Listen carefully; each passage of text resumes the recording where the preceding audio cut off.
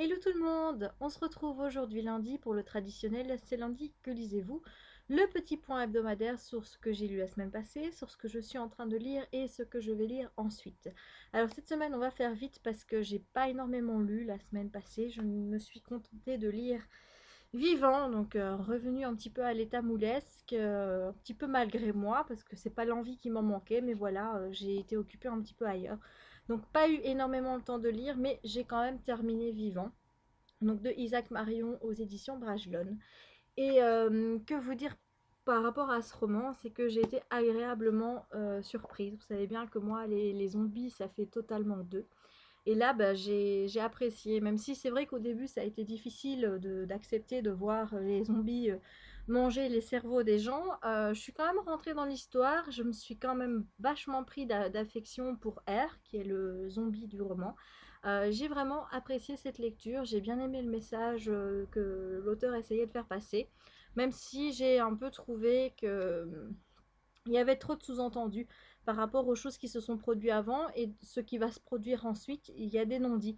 Et c'est un petit peu énervant parce que même si on peut essayer de les deviner, on aimerait bien quand même avoir des réponses complémentaires. Et c'est un petit peu ça qui m'a manqué. Mais globalement, c'est une super lecture et je vous le recommande. Alors, en ce moment, eh bien, j'ai commencé depuis hier soir Non-Stop de Frédéric Mars aux éditions Black Moon. Alors, j'ai lu que 50 pages, hein, donc je ne peux pas vous faire un gros résumé.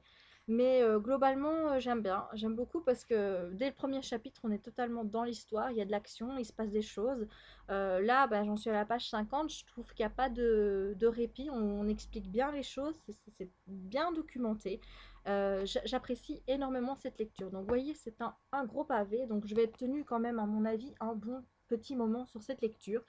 Et il se peut finalement que je ne lise que celui-ci sur la semaine, bien que ce soit congé vendredi, donc j'espère avancer. On verra bien. Mais en attendant, voilà, la lecture de la semaine, c'est non-stop.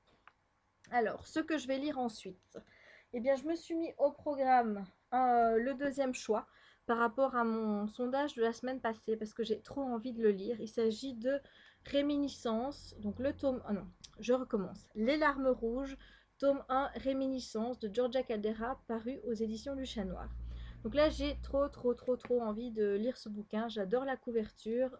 J'ai entendu de bons échos déjà de ci, de là. Donc il me tarde de me faire ma propre idée et de lire ce roman. Donc ce sera ma prochaine lecture.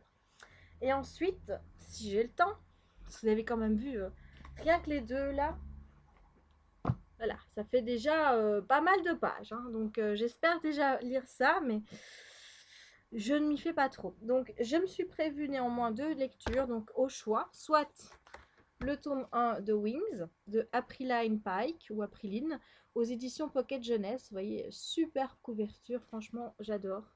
Voilà, donc ça c'est vraiment une petite lecture détente. Vous voyez, c'est pas écrit en plus bien petit, c'est plutôt espacé. Donc à mon avis, ça c'est vraiment la petite lecture détente qu'il faut juste après. Ou alors le tome 1 de Le choix d'une vie, donc Entre rêve et réalité de Astrid Lafleur, paru aux éditions Rebelle. Voilà, donc là aussi, j'aime bien le format de chez Rebelle, donc j'espère que ce bouquin me plaira autant que les romans de Sophie Jomain. Voilà, et bien c'est tout pour moi cette semaine. Vous voyez, pour une fois j'ai fait très court. Donc j'espère que vous passerez tous une excellente semaine livresque et je vous dis à très vite pour de nouvelles vidéos. Ciao!